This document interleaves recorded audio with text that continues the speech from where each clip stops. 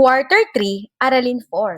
Mga pangunahing panitikan sa panahon ng pananakop ng Espanya, mga awit ng rebolusyon laban sa mga Kastila at iba pa, mga aral ng katipunan at ang kabuluhan nito sa kasalukuyan. Mga layunin. Nasusuri ang mga detalye ng tekstong pampanitikan para sa kritikal na pag-unawa. Mga akda sa panahon ng pananakop ng Hapon. A. Natutukoy ang mahalagang elemento, persona, sukat at tugma, talinghaga at estilo, at detalye, paksa, nilalaman at kaisipan ng tula. C. Naiuugnay ang mahalagang kaisipan ng tula batay sa sariling pananaw, moral, katangian at karanasan ng tao. D. Nasusuri ang mahalagang pangyayari sa teksto batay sa konteksto ng panahon, lunan at may akda. E. Nasusuri ang mga elementong panlingwistika, sukat, tugma, tono at talinghaga ng tula. F. Nasusuri ang mga kultural na elemento, simbolo, wika, norms, pagpapahalaga at arketipo na nakapaloob sa teksto batay sa konteksto ng panahon. Bago tayo tumungo sa ating aralin ay magbalik-aral muna tayo. Estruktura ng katipunan. Sa figura ay makikita ang estruktura kung papaano nang hikayat ng mga kasapi ang katipunan noong 1892. Sa pagitan ng mga linya ay itala ang mga pangalan ng katipunerong natandaan mo. Alam mo ba, mahigit 200 ang pag-aaklas laban sa mga Kastila ang naganap sa Pilipinas noong 1565 hanggang 1898. Karamihan sa mga pag-aaklas na ito ay hindi nagtagumpay dahil sa kawalan ng pagkakaisa ng ating mga ninuno. Subalit noong Hulyo 7, 1872 ay tinatag ni na Andres Bonifacio, Diodato Arellano, Ladislao Diwa, Valentin Diaz at iba pa ang katipunan na naging matagumpay ang paikibaka laban sa mga Kastila. Maraming mahalagang akdang pampanitikan ang dapat na pag-aralan ng mga mag-aaral na mahalawan pa rin ng mga aral sa kasalukuyan ang talakayin sa lesson exemplar na ito. Kailangan mabigyan diin ng guro ang halaga ng pagkilala sa mga bayani ng Rebolusyong 1896 bilang pundasyon ng pagkabuo ng bansang Pilipinas. Panitikan at kasaysayan ng paikibaka sa mga Kastila. May mahalagang papel na ginampanan ng panitikan sa paikibaka ng mga Pilipino laban sa mga Kastila. Nagsilbing dokumentasyon ng kasaysayan ng mga tula, awit, sanaysay at nobela upang paapuyin ang nasyonalismo sa puso ng ating mga ninuno. Puna ng wastong kasagutan ang mga sumusunod.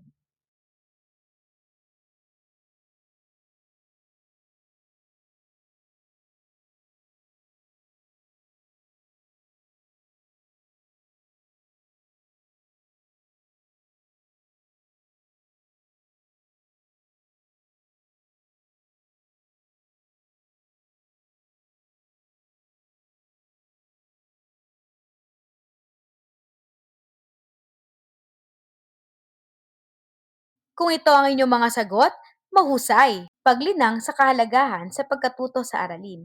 Paghahangad ng kalayaan ang naging paksa ng mga akdang pampanitikan matapos hatulan ng kamatayan ang mga paring martir na sina Mariano Gomez, Jose Burgos, at Jacinto Zamora noong 17 ng Pebrero 1072.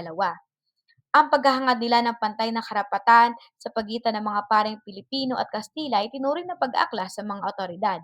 Mula 1872 hanggang 1872 ay nagtangka ang mga Pilipinong tulad ni na Dr. Jose Rizal, Marcelo H. Del Pilar, Graciano Lopez, Haina, Antonio Luna at marami pang iba na kasapi ng kilusang propaganda na manawagan ng reforma sa pamalakad ng mga Kastila sa Pilipinas, ngunit hindi ito nagtagumpay. Noong Hulyo 7, 1872 ay naitatag ang katipunan at ito ang naghudyat ng panibagong yugto sa paikibaka ng ating mga ninuno patungo sa kalayaan. Mahalagang maunawaan ng mga mag-aaral na tulad mo ang bahaging ito ng kasaysayan upang higit na masuri ang kasalukuyan at mapaghandaan ang kinabukasan. Buwan ng Marso, 1876, masulatin ni Andres Bonifacio ang kanyang sanaysay na ang dapat mabatid ng mga Tagalog. Mahalagang tanong, ano ang kalagayan ng bansa sa kasalukuyan? Sino-sino ba ang may kontrol ng ating ekonomiya? Ikalawa, anong magaganap sa Pilipinas kung maangkin na ng China ang West Philippine Sea? Ikatlo, may tuturing bang ganap na ngang malaya ang Pilipinas sa kasalukuyan? Bakit? Ang dapat mabatid ng mga Tagalog, maikling bahagi, ikalawang araw.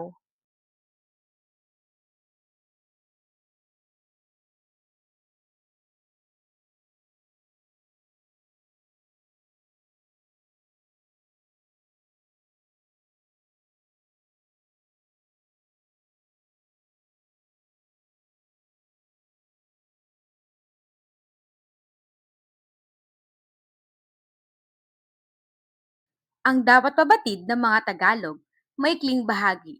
Ipaliwanag sa pamagitan ng mga organisadong pangungusap na hindi bababa sa 5 ang mensahe o pahiwatig at kaisipang nakapaloob sa sanaysay ni Andres Bonifacio na ang dapat mabatid ng mga Tagalog. Paghawa ng bokabularyo sa nilalaman ng aralin. Ibigay ang kahulugan ng mga salitang nakahilig batay sa pagkakagamit sa sanaysay na ang musika ng Rebolusyong Pilipino laban sa mga Kastila batay sa pananaliksik ni Dr. Antonio pagkatapos ay gamitin sa sariling pangungusap.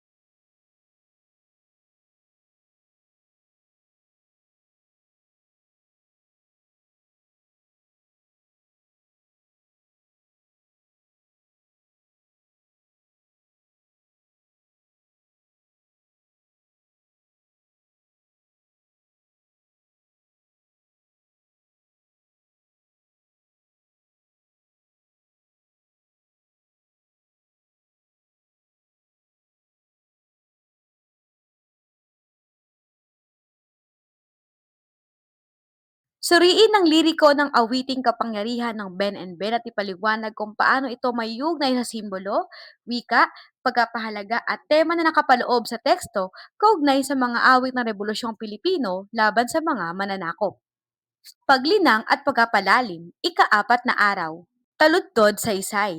Ilahad ang saysay o kahalagahan ng sumusunod na taludtod kaugnay ng kalagayan ng Pilipinas sa panahon ng pananakop ng mga Kastila. Una, narito rin naman ang masamang gawa na ikaaamis ng puso't gunita. Ikalawa, ipinaglihim mo ng ako'y bata pa ang pagdaralitang iyong binabata. Ikatlo, sa kaalipinan mo'y wala ng mahabag, gayong kay raraming pinagpalang anak. Ikaapat, samantalang ikaw, bayang iniibig, ay hapong-hapunat, puso na't gulanit.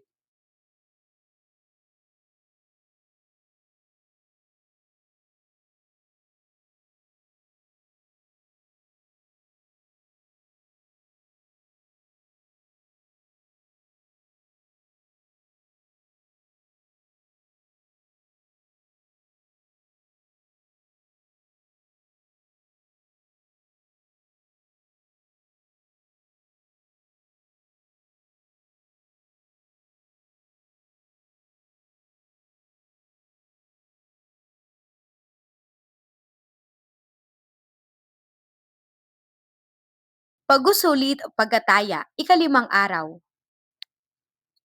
Punan ng wastong kasagutan ang mga sumusunod.